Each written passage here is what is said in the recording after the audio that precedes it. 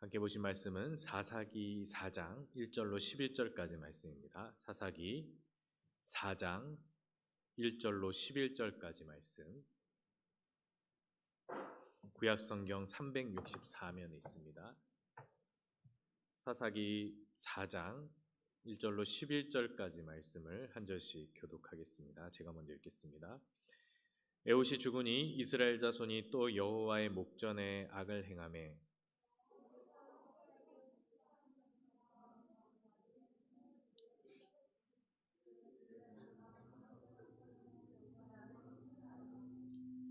야빈 왕은 철병거 900대가 있어 20년 동안 이스라엘 자손을 심히 학대했으므로 이스라엘 자손이 여호와께 부르짖었더라.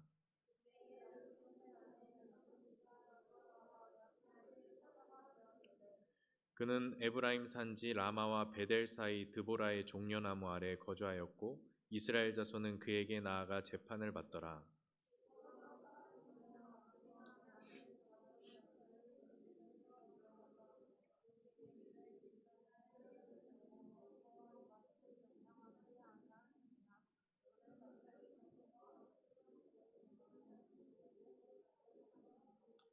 내가 야빈의 군대 장관 시스라와 그의 병거들과 그의 무리를 기손강으로 이끌어 내게 이르게 하고 그를 내 손에 넘겨주리라 하셨느니라.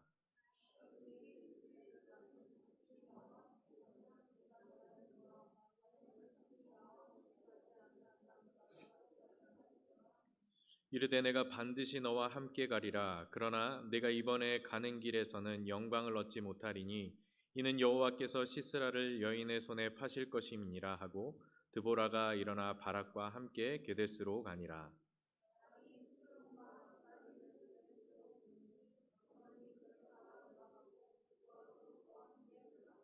다 같이 읽겠습니다. 모세의 장인 호밥의 자손 중 겐 사람 헤벨이 떠나 게데스에 가까운 사하나님 상수리 나무 곁에 이르러 장막을 쳤더라. 아멘. 할렐루야. 네, 오늘 읽으신 본문에는 여러 등장인물이 나오고 있는데 그 중에 드보라가 나오고 있죠. 이 드보라는 우리가 아시는 것처럼 이스라엘의 네 번째 사사로서 유일한 여성 사사입니다. 본문 5절에 나오는 대로 드보라는 본래 이 에브라임 출신의 선지자였습니다. 당시 이스라엘 자손들이 드보라에게 재판을 받기 위해서 드보라에게로 이렇게 오는 걸로 봐서 이스라엘 내에서 그녀의 영향력이 꽤 컸던 것 같습니다. 당시 이스라엘은 다시 여호와의 앞에서 악을 행하여서 가나안 왕 야빈의, 가나안 중에서도 이제 하솔 왕 야빈의 지배를 받게 되었습니다.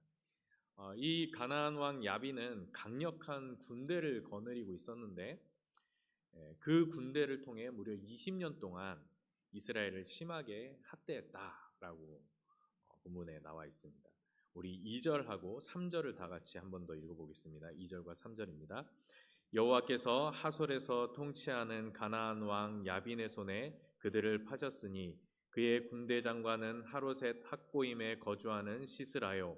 야빈 왕은 철병거 900대가 있어 20년 동안 이스라엘 자손을 심히 학대했으므로 이스라엘 자손이 여호와께 부르짖었더라. 여기서 야빈의 군대 장관으로 이 시스라라는 사람이 따로 언급이 되고 있습니다. 그는 야빈 왕이 가지고 있는 철병거 900대를 이끄는 군대 장관이었죠. 고대 사회에서 철병거는 굉장히 강력한 무기였습니다. 과거 우리나라 6.25 때 북한이 순식간에 서울을 장악할 수 있었던 그 가장 큰 이유 중에 하나가 이 탱크 부대, 탱크를 이끌고 왔기 때문에 북한군이 그렇게 왔을 때 총이나 폭탄으로는 이 탱크를 막아낼 도리가 없었던 거죠. 그래서 순식간에 북한군이 탱크를 밀고 내려왔던 것이죠. 말하자면 이 철병거도 여러 마리의 말이 이끄는 탱크와도 같은 무기입니다. 이 말 위에 철로 된 갑옷을 씌워놨다 해서 철병거라 불렀는데 이스라엘에게 있어서 이 시스라의 철병거 900대의 공포는 이루 말할 수 없었겠죠. 자기들이 가지고 있는 군대로는 이스라엘 군대로는 도저히 당해낼 수 없는 강력한 이 군대를 가지고 있었다라는 것입니다. 근데 이 드보라가 사사로 택함을 받은 후에 아비노함의 아들 바락을 불러서 그에게 여호와의 명령을 전하는 장면이 본문에 나와 있습니다. 그 명령의 내용은 바로 납달리와 스불론, 이스라엘 12지파 중에 납달리와 스불론 자손 10,000명을 이끌고 다볼산으로 가라는 것이죠.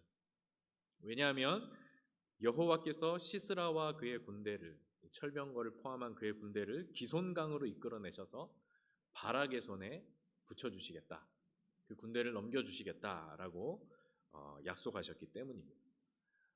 만약에 바락이 이 명령에 순종하여 나갔다면 그는 이스라엘을 구원한 용사로서 영광을 얻었을 겁니다. 하지만 바락은 8절에서 드보라에게 이렇게 대답하고 있습니다. 우리 8절을 다 같이 읽겠습니다. 시작. 바락이 그에게 이르되 만일 당신이 나와 함께 가면 내가 가려니와 만일 당신이 나와 함께 가지 아니하면 나도 가지 아니하겠노라 하니, 이렇게 말하고 있죠. 이것은 여러분 믿음의 반응으로 볼 수 있을까요? 아니면은 불신앙의 반응으로 볼 수 있을까요? 드보라에게 당신이 함께 나와 가지 않으면 가지 않겠다 이렇게 말하는 것은 믿음의 반응인지 아니면은 불신앙의 증거인지 사실 좀 헷갈리죠. 근데 9절에 보시면 드보라가 내가 반드시 바락과 함께 가겠다고 말하면서 이렇게 말합니다. 네가 이번에 가는 길에서는 영광을 얻지 못할 것이다. 이렇게 말하죠. 왜냐하면 여호와께서 이 가나안의 군대 장관인 시스라를 한 여인의 손에 파실 것이다라고 말씀하시기 때문입니다. 그렇다면은 이 바락의 반응은 불신앙의 반응이었다라고 볼 수가 있겠죠. 그럼 아무리 전쟁에서 우리가 잘 싸워도 적군의 장수를 죽이지 못한다면 진정한 승리라고 볼 수 없겠죠. 바락이 시스라를 죽이지 못한다면 아무리 전쟁에서 승리를 거둔다 해도 반쪽짜리 승리에 불과할 것입니다. 여러분 2019년 7월 26일 날 우리나라 프로축구 대표팀이 이탈리아의 최고의 축구팀인 유벤투스와 친선 경기를 벌였었습니다. 이 말만 들어도 벌써 화가 나시는 분들이 아마 축구 팬들 중에서는 계실 것 같은데, 이 당시 경기 결과가 3대3 무승부였거든요. 골도 6골이나 나왔고 이탈리아 최고의 명문 구단인 유벤투스와 맞붙어서 무승부를 이끌어낸 것은 굉장히 우리 선수들이 잘했다라고 볼 수가 있습니다. 근데 이 경기가 역대 최악의 친선 경기가 된 이유는 따로 있었는데, 그 경기 내용에 있었던 것이 아니라 바로 유벤투스에 소속되어 있는 세계 최고의 축구 선수인 호날두 선수, 우리나라에도 굉장히 많은 팬을 가지고 있는 호날두 선수가 이 경기에서 벤치에 앉아서 이 경기에서 한 게임도 뛰지 않은 것입니다. 부상을 입은 것도 아니고. 그래서 축구 팬들이 전국에서 비싼 이 티켓을 끊어서 호날두의 경기를 보러 왔는데 한 번도 뛰질 않으니까 너무나 실망을 크게 한 것이죠. 심지어 이 카메라에 막 호날두 선수 경기 종료 한 몇 분 전까지 호날두 선수를 막 외치면서 울고 있는 어린아이들의 모습까지 비춰졌던 것입니다. 그래서 이 너무나 큰 실망을 안겨줬던 경기였던 것이죠. 여러분도 이 경기의 결과가 3대3 무승부였다는 것은 아무도 관심을 갖지 않고 그냥 호날두 선수가 안 뛰었던 경기, 아마 이렇게 기억을 하실 것입니다. 이날 이후에 실망한 팬들이 호날두에게 날강두라는 별명까지 붙일 정도로 아주 축구 팬들의 큰 실망을 안겨주었던 경기죠. 우리 선수들이 아무리 잘 뛰었어도 그 유벤투스의 최고의 선수인 호날두가 뛰지 않았기 때문에 누구도 이 경기 결과에 관심을 갖지 않았던 것입니다. 바락 역시 여호와의 명령에 불신앙으로 반응했기 때문에 전쟁에서 비록 승리할지라도 시스라를 죽이는 자는 따로 있을 것이다 라는 말씀을 듣게 된 것이죠. 이 바락의 승리는 아까도 말씀드렸듯이 반쪽짜리 승리가 될 것입니다. 그 영광은 바락이 아닌 다른 한 여인이 차지하게 될 것이라는 말씀을 듣게 됩니다. 바락은 여호와의 도우심보다는 드보라의 도움을 더 원했던 것이죠. 물론 드보라가 직접 전쟁에서 싸운다라기보다도 자기와 함께 가서 이 종교적인 역할을 해주기를 원했을 것입니다. 마치 이 부적처럼 우리 뭐 운전할 때 차 안에 이제 성경책 갖다 놓는 것처럼 이 부적같이 드보라를 데리고 다니려고 했던 것이죠. 이에 여호와께서 바락이 차지할 승리의 그 영광을 다른 한 여인에게로 넘기시겠다라고 하신 것입니다. 오늘 본문 15절에 보시면 바락의 군대가 시스라의 군대에게 승리를 거두는 장면이 나와 있습니다. 15절에 보시면 바락 앞에서 시스라와 그의 모든 병거가 온 군대를 칼날로 혼란에 빠지는 그 장면들이 나와 있습니다. 여호와께서 시스라의 군대를 혼란에 빠뜨리신 것이죠. 그래서 시스라의 군대는 아무런 힘도 쓰지 못하고 패배한 것입니다. 그 무서운 철병거를 가지고 있었음에도 이길 수가 없었던 것이죠. 이때 시스라는 병거에서 내려 도망하게 됩니다. 그리고 겐사람 헤벨의 아내 야엘의 장막에 이르게 됩니다. 우리 11절을 다 같이 한번 읽어보시겠습니다. 우리 11절 다 같이 읽겠습니다. 시작. 모세의 장인 호밥의 자손 중 겐사람 헤벨이 떠나 게데스에 가까운 사하나님 상수리 나무 곁에 이르러 장막을 쳤더라. 이 겐사람 헤벨은 본문에 나와 있는 대로 모세의 장인 호밥의 자손입니다. 겐사람은 원래 미디안에서 사는 유목민족이었습니다. 그런데 이제 모세 이후에 이스라엘 유다 지파에 편입되어서 살아가게 되는데 헤벨은 유다 지역이 아닌 이 겐사람 헤벨은 유다 지역이 아닌 사하나님이라는 곳에 장막을 쳤다. 여기가 이제 납달리 지역을 말하는 것인데 거기로 이주해서 장막을 친 것이죠. 갑자기 전쟁 기사를 말하면서 이 헤벨이라는 사람이 장막을 친 것이 뭐 그리 중요한 일인가? 결국 이제 나중에 17절에 나오는 대로 이 17절에서는 헤벨의 장막이라고 하지 않고 누구의 장막이라고 하고 있습니까? 17절에서 겐사람 헤벨의 아내 야엘의 장막에 이르렀다. 이렇게 말하고 있죠. 이렇게 헤벨이 아닌 헤벨의 아내 야엘의 장막에 시스라가 이르렀다라고 말하는 것은 이 바락의 영광을 차지할 여인이 바로 헤벨의 아내 야엘이 될 것을 암시해 주는 것입니다. 과연 이 헤벨의 아내 야엘이 어떻게 시스라를 죽이고 승리의 영광을 차지하게 되는지 우리 17절에서 21절 말씀, 우리 앞에 자막에도 나올 텐데요.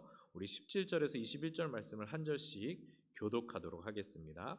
제가 먼저 읽겠습니다. 시스라가 걸어서 도망하여 겐사람 헤벨의 아내 야엘의 장막에 이르렀으니 이는 하솔 왕 야빈과 겐사람 헤벨의 집 사이에는 화평이 있음이라.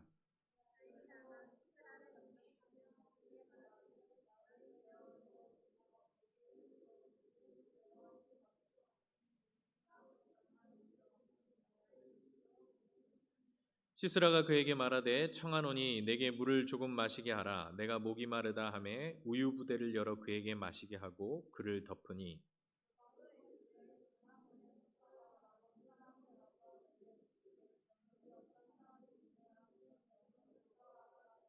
다 같이 읽겠습니다. 그가 깊이 잠드니 헤벨의 아내 야엘이 장막 말뚝을 가지고 손에 방망이를 들고 그에게로 가만히 가서 말뚝을 그의 관잔놀이에 박음에 말뚝이 꿰뚫고 땅에 박히니 그가 기절하여 죽으니라. 여러분 시스라는 아무한테나 도망가서 숨은 것이 아니라 당시 야빈 왕, 가나안 야빈 왕과 우호 관계를 맺고 있었던 헤벨의 집으로 도망을 갔던 것입니다. 이 헤벨의 아내인 야엘도 이 사실을 알고 있었겠죠. 우호 관계를 맺고 있기 때문에 시스라가 왔을 때 도와줘야 한다는 사실을 알고 있었겠죠. 실제로 야엘은 이 시스라를 극진히 대접한 뒤에 잠자리까지 마련해주고 편히 쉴 수 있도록 해줍니다. 그리고 이 시스라가 마음을 놓고 깊은 잠에 빠져 있을 때 야엘이 장막에 쓰는 말뚝을 가지고 와서 시스라의 관자놀이를 뚫어서 시스라를 죽이게 되죠. 아무도 예상하지 못했던 인물이 아무도 예상치 못했던 무기로 아무도 예상치 못한 순간에 시스라를 죽인 것입니다. 이것은 우리가 보았던 것처럼 드보라를 통해 하나님이 바락에게 예언하셨던 대로 이루어진 것이죠. 5장 24절에서 27절에 가면 드보라는 야엘이 이룬 이 승리에 대하여서 다음과 같이 노래합니다. 5장 24절에서 27절 앞에 나오는 자막을 보시고 다 같이 한 목소리로 27절까지 읽겠습니다. 겐사람 헤벨의 아내 야엘은 다른 여인들보다 복을 받을 것이니 장막에 있는 여인들보다 더욱 보득 받을 것이로다. 시스라가 물을 구하매 우유를 주되 곧 엉긴 우유를 귀한 그릇에 담아 주었고 손으로 장막 말뚝을 잡으며 오른손에 일꾼들의 방망이를 들고 시스라를 쳐서 그의 머리를 뚫되 곧 그의 관잔놀이를 꿰뚫었도다. 그가 그의 발 앞에 구부러지며 엎드러지고 쓰러졌고 그의 발 앞에 구부러져 엎드러져서 그 구부러진 곳에 엎드러져 죽었도다. 이렇게 드보라는 야엘이 참으로 복된 여인이다라고 말하고 있고 그녀가 시스라를 죽인 행동에 대해서 그것이 믿음의 행동이고 영광스러운 승리라는 것을 찬양하고 있는 내용입니다. 사실 야엘은 이스라엘 땅에서 살고 있었지만 이방 여인이었죠. 게다가 야엘이 속해 있는 집은 아까도 우리가 봤듯이 야빈 왕과 우호 관계를 맺고 있었다고 했습니다. 따라서 야엘은 위험을 무릅쓰면서까지 시스라를 죽일 이유가 없었던 것이죠. 그런데 드보라도 바락도 아닌 이 이방 여인 야엘이 시스라를 죽이고 승리의 영광을 얻게 된 것입니다. 이전에도 우리가 한 이방 여인이 이스라엘의 구원에 있어서 중요한 역할을 담당했던 일이 있었습니다. 바로 여리고의 기생 라합이죠. 우리가 아시는 바와 같이 여호수아 2장의 라합의 활약이 나오는데 라합은 여리고를 정탐하러 왔던 이스라엘 정탐꾼들을 숨겨주었고 또 그들이 무사히 도망갈 수 있게 도와준 여인입니다. 이 일로 인해서 이스라엘이 여리고를 정복할 때 라합과 그녀의 집이 구원을 받게 되고 그들은 이스라엘 공동체의 일원이 되죠.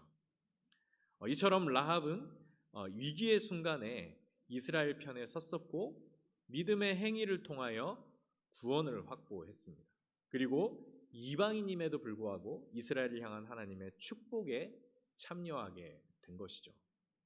오늘 본문에 나오는 야엘도 이스라엘 변방에 사는 이방 여인이었지만 라합과 마찬가지로 위기의 순간에 이스라엘 편에 섰었고 믿음의 행위를 통해 구원을 확보하였으며 드보라가 찬양했던 것처럼 하나님의 축복에 참여하는 자가 되었던 것입니다. 사사기저자는 이렇게 바락의 신앙과 야엘의 신앙을 대조하면서 어떠한 신앙이 영광에 이르는 신앙인지에 대해서 우리에게 보여주고 있습니다. 하나님은 이처럼 우리의 믿음을 통해 일하시는 분입니다. 하나님께서 우리의 믿음을 통해 일하신다. 이 말을 다른 말로 하면 하나님은 우리의 약함을 통해 일하신다는 말입니다. 뭔가 좀 이상한 이게 통하는 말인가? 믿음을 통해서 일한다는 말이 약함을 통해서 일한다라는 것이 무슨 말인가? 하나님은 나의 자랑이나 나의 실력을 통해 일하시는 것이 아니라 나의 약함을 통해 일하신다라는 겁니다. 그것이 바로 바락이 아닌 야엘을 통해 이스라엘의 승리를 완성하신 하나님의 뜻이라는 것이죠. 여러분, 바락에게는 드보라야말로 자기의 힘이고 자랑이었습니다. 드보라와 같이 영향력 있는 선지자가 나와 같이 가준다면 납달리와 스불론의 군대들이 나를 더 믿고 따르겠지. 그렇게 되면 승리를 이룰 것이다 확신했던 것이죠. 하지만 하나님은 바락이 아닌 자랑도 실력도 없는 연약한 여인 야엘을 통해 승리를 이루신 것입니다. 누구도 예상치 못했던 이 승리를 통해 하나님의 영광을 드러내시고 야엘이 그 일을 통해 복을 받게 하셨던 것이죠. 바울은 고린도후서 12장 6절에서 10절에 걸쳐서 자기의 약함을 통해 일하시는 하나님을 만난 경험에 대해 이렇게 고백하고 있습니다. 우리 앞에 나오는 자막을 보시고 고린도후서 12장 6절에서 10절까지 말씀을 다 같이 읽겠습니다. 내가 만일 자랑하고자 하여도 어리석은 자가 되지 아니할 것은 내가 참말을 함이라. 그러나 누가 나를 보는 바와 내게 듣는 바에 지나치게 생각할까 두려워하여 그만두노라. 여러 계시를 받은 것이 지극히 크므로 너무 자만하지 않게 하시려고 내 육체의 가시 곧 사단의 사자를 주셨으니 이는 나를 쳐서 너무 자만하지 않게 하려 하심이라. 이것이 내게서 떠나가게 하기 위하여 내가 3번 주께 간구하였더니 나에게 이르시기를 내 은혜가 내게 족하도다. 이는 내 능력이 약한 데서 온전하여짐이라 하신지라. 그러므로 도리어 크게 기뻐함으로 나의 여러 약한 것들에 대하여 자랑하리니 이는 그리스도의 능력이 내게 머물게 하려 함이라. 그러므로 내가 그리스도를 위하여 약한 것들과 능욕과 궁핍과 박해와 곤고를 기뻐하노니 이는 내가 약한 그때에 강함이라. 아멘. 바울은 하나님께서 자기 육체의 가시를 제거해 주신다면 그것을 통해 더 많은 사람을 전도할 수 있으리라 기대하면서 기도했습니다. 이것을 간증으로 삼아서 더 많은 사람을 전도할 수도 있고, 또 내가 육체의 질병이 없어지면 더 많은 곳을 다니면서 더 힘차게 복음을 전할 것이라 기대했던 것이죠. 하지만 하나님은 바울의 육체 가시를 치료해 주지 않으셨고, 오히려 그 육체의 가시를 통해, 그 육체의 연약함을 통해서 하나님을 의지하게 하시고 하나님의 능력을 온전히 드러내게 하셨습니다. 바울은 이 일을 통하여서 하나님의 능력이 약한 데서 온전케 되는 진리를 깨닫게 되었고, 오히려 자기의 약한 것들을 자랑한다라고 말하고 있습니다. 그 자랑의 내용이 무엇입니까? 육체의 약함, 능욕, 궁핍함과 박해와 공고라고 말하고 있습니다. 여러분, 어떻게 육체의 질병을 자랑할 수 있으며 궁핍함을 자랑할 수가 있고 능욕과 박해와 곤고를 자랑할 수 있겠습니까? 예수님을 믿는다라고 하면서 어떻게 이러한 것들을 자랑할 수 있겠습니까? 예수 믿고 성공하고, 예수 믿고 형통하고, 예수 믿고 부자되고, 예수 믿고 병 고치고, 예수 믿고 능력 있는 삶을 사는 것이 자랑이지, 어떻게 예수 믿고 약해지고 능욕을 받고 궁핍해지고 박해와 공고를 당하는 것이 자랑이 될 수가 있겠습니까? 하지만 바울은 하나님께서 나의 이 약함을 통해 하나님의 능력을 온전히 드러내시는 그 비밀을 깨닫고 이것이 오히려 나의 자랑이 된다라고 말하고 있는 것입니다. 바울은 자기의 약함 속에서 구원과 승리와 복음의 놀라운 일들을 이루시는 하나님의 그 능력의 비밀을 발견했던 것입니다. 우리 역시 바울이 경험했던 그 약함 속에서 살아가는 자들입니다. 육체의 연약함이 있고 경제적인 가난함이 있고 또 여러 가지 곤고와 고난과 아픔들이 있고 또 복음으로 인해 당하는 박해와 능욕들이 있습니다. 우리가 살아가면서 이러한 것들을 피할 방법이 없습니다. 이 약함을 극복해낼 수 있는 실력도 우리에겐 없습니다. 하지만 하나님은 이 약함 속에서 하나님을 찾고 의지하며 하나님의 능력만을 구하는 자들을 통하여 구원과 승리를 이루어 가시는 분이라는 것이죠. 이것이 바로 우리의 믿음을 통해 일하시는 하나님의 능력임을 믿으시기 바랍니다. 내가 약한 그때에 하나님이 강함이 되신 이 놀라운 은혜가 오늘도 우리 성도님들의 삶 가운데, 그 믿음 가운데 넘쳐나시기를 기도하는 귀하고 복된 시간 되시길 바라겠습니다. 우리 다 같이 기도하시겠습니다. 오늘 기도하실 때에 바락이 아닌 야훼를 통하여 이스라엘의 승리를 이루시는 하나님의 뜻을 깨닫는 시간 되게 하여 주시옵소서. 나의 자랑과 나의 실력과 나의 힘이 아닌, 내가 가진 외적인 것들이 아닌, 오직 하나님을 향한 간절히 하나님을 의지하고 찾고 하나님의 능력을 구하는 그 믿음을 통하여 일하시는 하나님, 내 약함과 나의 가난함과 나의 곤고함을 통하여 하나님의 능력을 온전히 드러내기를 원하시는 하나님, 우리가 그 하나님의 능력의 비밀을 깨닫게 하여 주시옵소서. 우리가 약함 가운데 있을 때에, 우리가 곤고함 가운데 있을 때에, 우리가 눈물을 흘리는 가운데 있을 때에, 우리가 고통 가운데 있을 때에, 내가 약할 그때에 하나님의 능력이 온전히 드러나게 하신다는 그 말씀을 우리가 붙들게 하여 주시옵소서. 약할 때 강함 되시는 그 능력의 비밀을 깨닫고 오늘도 기도하며 하나님을 찾고 구하며 내가 약할 때 강함이 되시는 하나님의 놀라운 승리와 구원이 우리 가운데 이루어지게 해달라고 이제 우리 주여 한번 크게 외치고 기도하시겠습니다.